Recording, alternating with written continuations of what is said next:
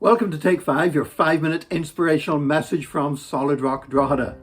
A couple of days ago, we started looking at a Christmas carol, God Rest Ye Merry, Gentlemen. And we looked at how this was addressed to the gentlemen in question were the shepherds in the fields who cared for the sacrificial lambs that were to be offered as sacrifices in the temple. And that the angels appeared to them and announced to them that Jesus Christ, the Savior, is born to you this day.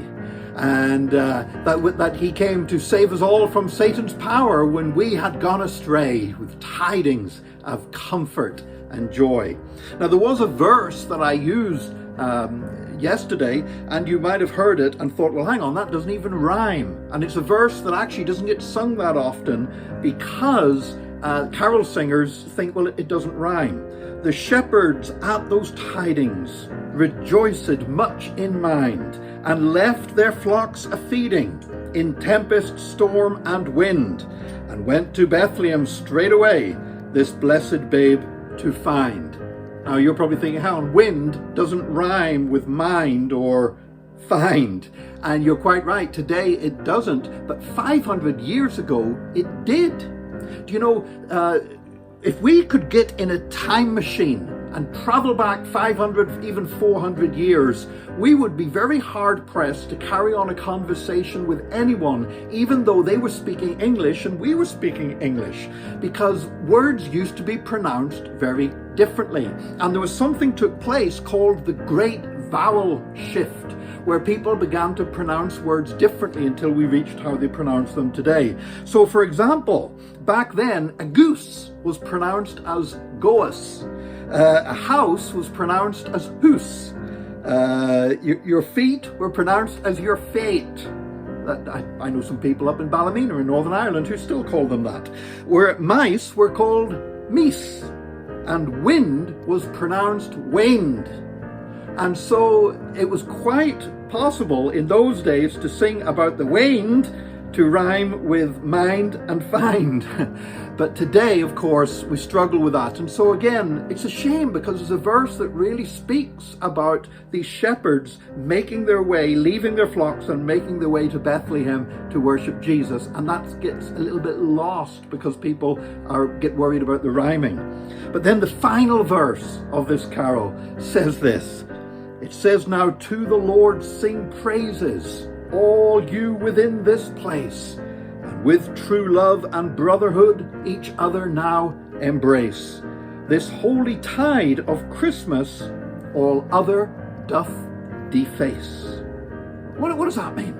Well, the tide, of course, tide just meant a time around a holiday season. So that's why Christmas, still, you might get a Christmas card that says Happy Yule Tide. It's the season around Christmas. But the final line says, this holy tide of Christmas, this holy time of Christmas, all other doth deface.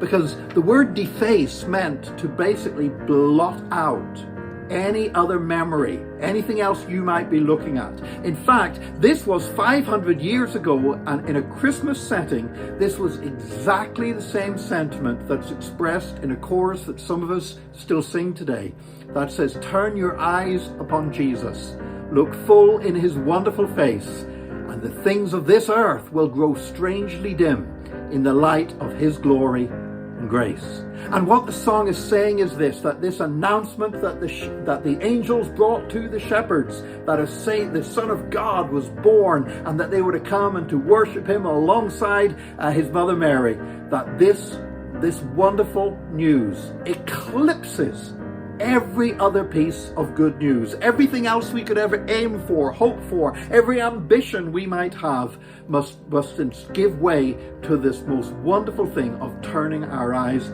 upon Jesus, which of course is a very scriptural thing.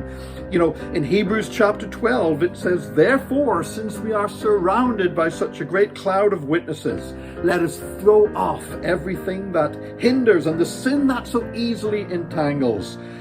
And let us run with perseverance the race marked out for us, fixing our eyes on Jesus, the author and finisher of our faith. And the idea is that as we fix our eyes on Jesus, we haven't got eyes for anything else.